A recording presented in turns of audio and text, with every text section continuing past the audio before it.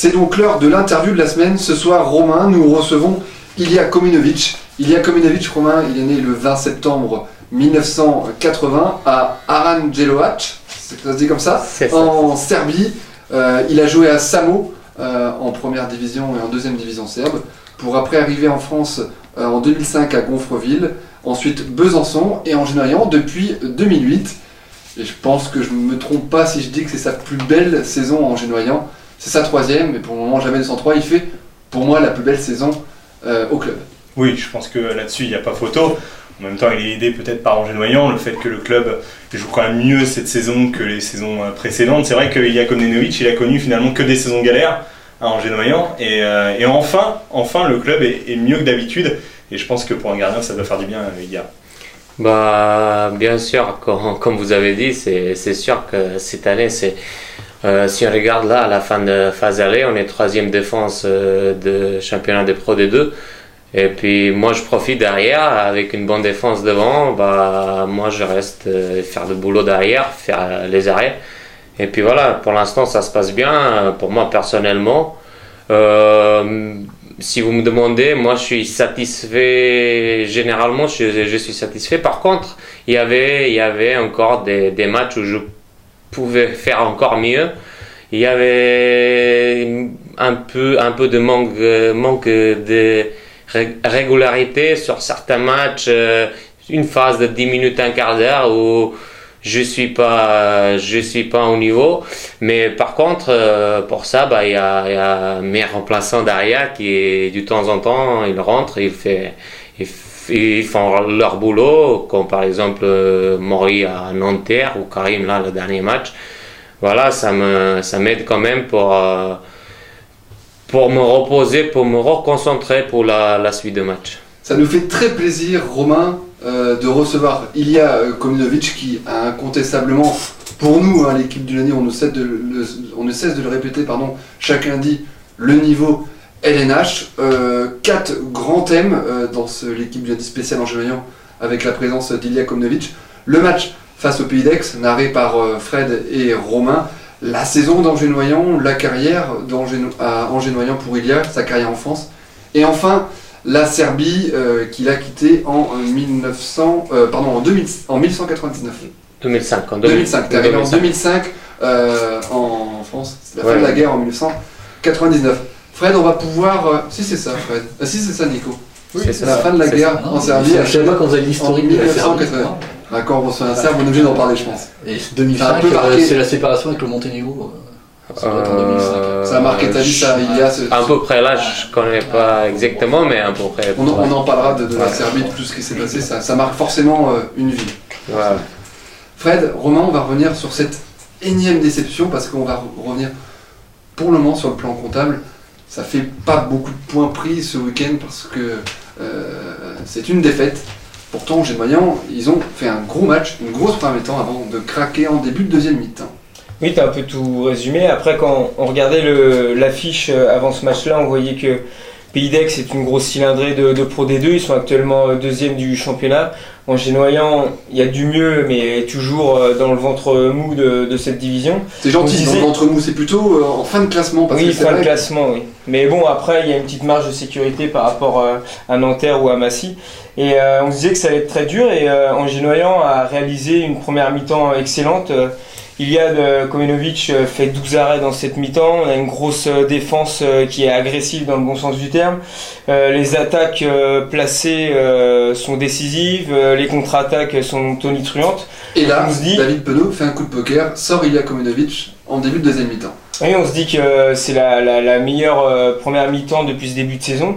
Et on voit mal l'équipe d'Angers-Noyant perdre ce match. Et au retour du vestiaire, c'est une autre équipe qui est apparue sur le parquet, une défense beaucoup moins agressive. Et ça a fait le jeu du Pays d'Aix qui sont revenus, qui ont été décisifs en attaque, ils ont réalisé leur jeu.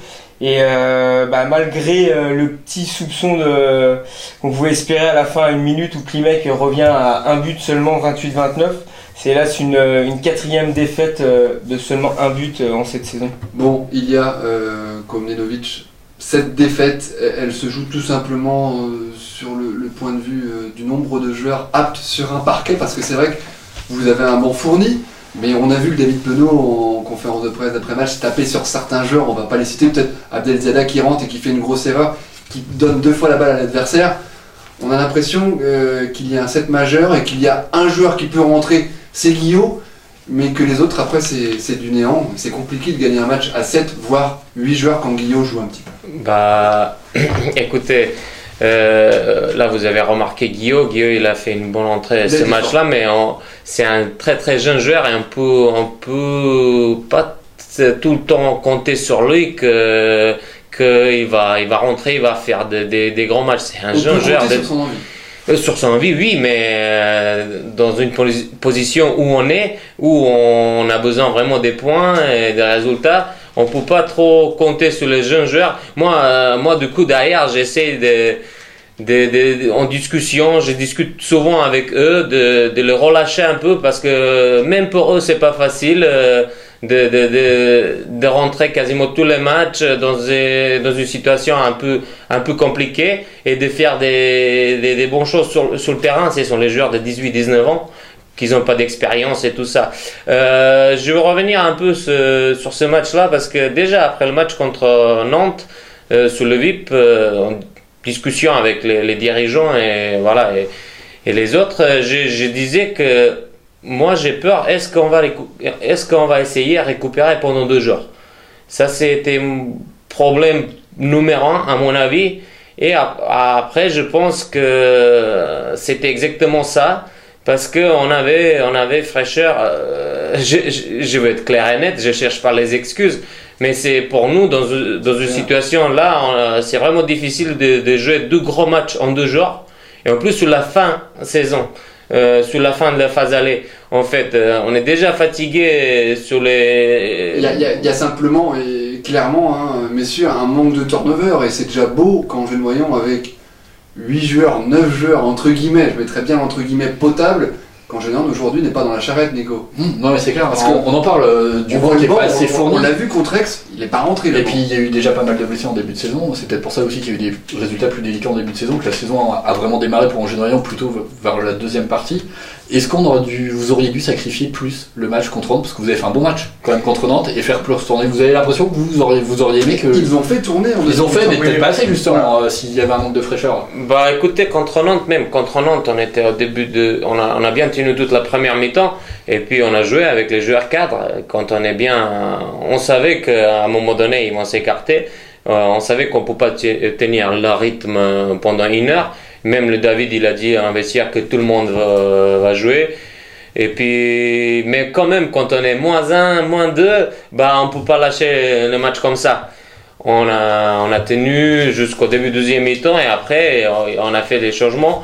Mais vraiment, ça nous a épuisé, parce que si tu sors dans un jambon quasiment fourni, et tu peux pas ne pas donner à 100%, même si c'est pas ton objectif, même si c'est la Coupe de France, c'est pas le match où il faut donner tout, des fois. Mais quand on a vu les tribunes de Jean-Bouin, on a vu le public, une vraie ambiance, on se dit on donne tout, on pouvait pas autrement en fait, même si on savait que ça va nous peut-être coûter cher 2 jours après contre Aix. Mais même moi, je ne veux pas trop me cacher derrière ça, on savait tout ça.